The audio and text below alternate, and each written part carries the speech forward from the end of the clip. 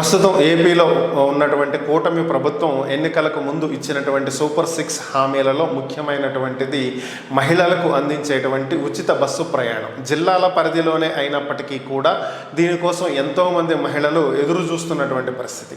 ఇది ఆగస్టు 15వ తేదీ నుంచి ఇది అమల్లోకి వస్తుందని చెప్పి అందరూ భావించినప్పటికీ కూడా ఇది ఆగస్టు 15 నుంచి అమల్లోకి రాలేదు. మరొక డేట్ చెప్తాము అని చెప్పి ప్రభుత్వం అప్పుడే తెలియజేయడం జరిగింది.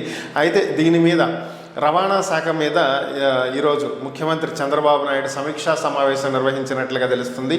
ఫ్రీ బస్ అమలుకు సంబంధించి సాధ్యాసాధ్యాలను గురించి అధికారులను అడిగి తెలుసుకున్నట్లుగా సమాచారం.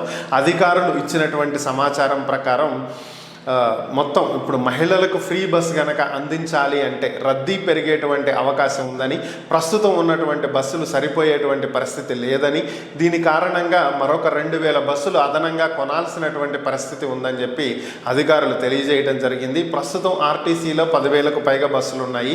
ఇందులో సుమారుగా 8,000 చిల్లర బస్సులు ప్రభుత్వానికి సంబంధించినటువంటి బస్సులు, మిగిలినటువంటివన్నీ కూడా అద్దెకు తీసుకున్నటువంటి బస్సులతోటి నడిపిస్తున్నటువంటి పరిస్థితి. అలాగే ఇప్పుడు 2,000 బస్సులు కొనడానికి చంద్రబాబు ఆమోదం తెలిపినట్లుగా సమాచారం.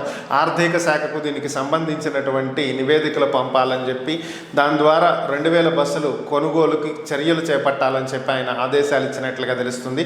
అదేవిధంగా అధికారులు ఆయన దృష్టికి మహిళలకు ఉచిత బస్సు ప్రయాణం అందించడం వల్ల 250 నుంచి 260 కోట్ల రూపాయల భారం ప్రభుత్వం మీద పడుతుందని, ప్రభుత్వానికి వచ్చేటువంటి ఆదాయంలో 125 కోట్ల రూపాయల మేర నష్టం వాటిల్లుతుందని చెప్పి తెలియజేసినట్లుగా సమాచారం. అయినా పర్లేదు, మనం ఇచ్చినటువంటి హామీని నిలబెట్టుకోవాలి. సో కాబట్టి త్వరలోనే ఫ్రీ బస్సుని మహిళలకు అందచేయాలి.